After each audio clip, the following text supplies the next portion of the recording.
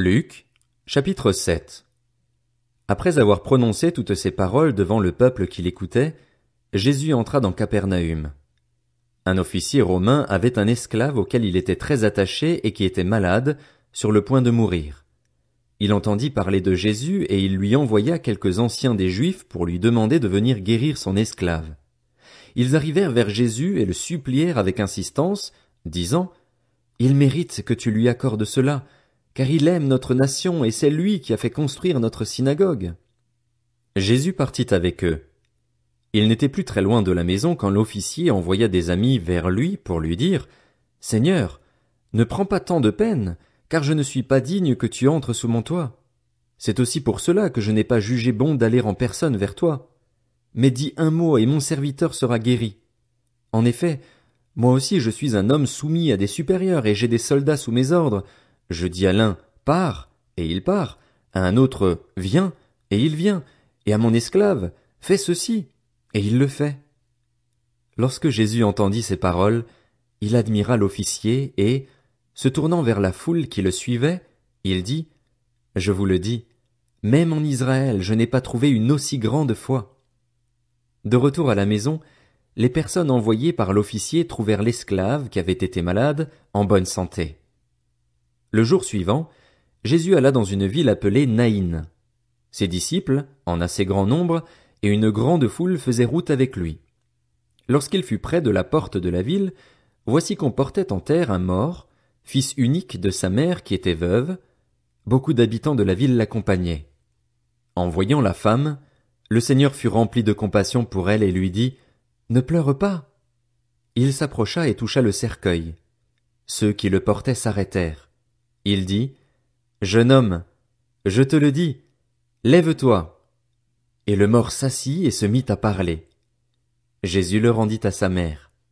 Tous furent saisis de crainte et ils rendaient gloire à Dieu en disant: « Un grand prophète a surgi parmi nous. » Et « Dieu a visité son peuple. » Cette déclaration sur Jésus se propagea dans toute la Judée et dans toute la région. Jean fut informé de tout cela par ses disciples.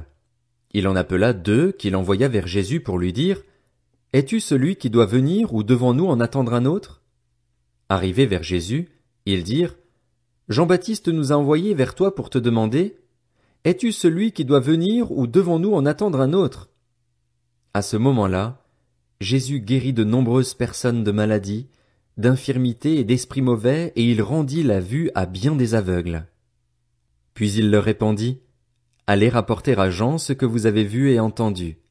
Les aveugles voient, les boiteux marchent, les lépreux sont purifiés, les sourds entendent, les morts ressuscitent, la bonne nouvelle est annoncée aux pauvres. Heureux celui pour qui je ne représenterai pas un obstacle. » Lorsque les messagers de Jean furent partis, Jésus se mit à dire à la foule au sujet de Jean: « Qu'êtes-vous allé voir au désert? Un roseau agité par le vent? Mais qu'êtes-vous allé voir? Un homme habillé de tenues élégantes? Ceux qui portent des tenues somptueuses et qui vivent dans le luxe se trouvent dans les maisons des rois. Qu'êtes-vous donc allé voir? Un prophète? Oui, je vous le dis, et plus qu'un prophète. C'est celui à propos duquel il est écrit: « Voici, j'envoie mon messager devant toi pour te préparer le chemin. » Je vous le dis, parmi ceux qui sont nés de femmes, aucun prophète n'est plus grand que Jean-Baptiste. Cependant, le plus petit dans le royaume de Dieu est plus grand que lui. Tout le peuple qui l'a entendu et même les collecteurs d'impôts ont reconnu la justice de Dieu en se faisant baptiser du baptême de Jean. Mais les pharisiens et les professeurs de la loi, en ne se faisant pas baptiser par lui, ont rejeté le plan de Dieu pour eux. À qui donc comparerai-je les hommes de cette génération? À qui ressemblent-ils?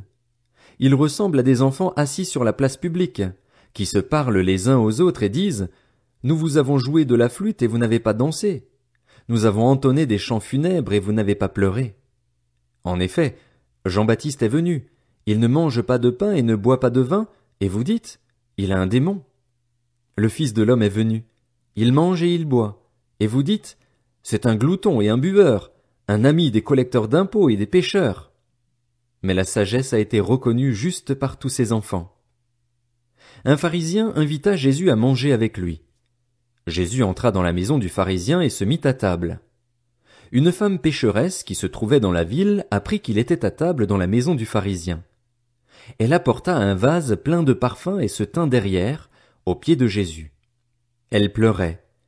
Et bientôt elle lui mouilla les pieds de ses larmes, puis les essuya avec ses cheveux, les embrassa et versa le parfum sur eux. Quand le pharisien qui avait invité Jésus vit cela, il se dit en lui-même, « Si cet homme était prophète, il saurait qui est celle qui le touche et de quel genre de femme il s'agit. Il saurait que c'est une pécheresse. » Jésus prit la parole et lui dit, « Simon, j'ai quelque chose à te dire. »« Maître, parle, » répondit-il. Un créancier avait 2 débiteurs. L'un d'eux lui devait 500 pièces d'argent et l'autre 50. Comme il n'avait pas de quoi le rembourser, il leur remit à tous 2 leurs dettes. Lequel des 2 l'aimera le plus? Simon répondit, celui, je pense, auquel il a remis la plus grosse somme. Jésus lui dit, tu as bien jugé. Puis il se tourna vers la femme et dit à Simon, tu vois cette femme?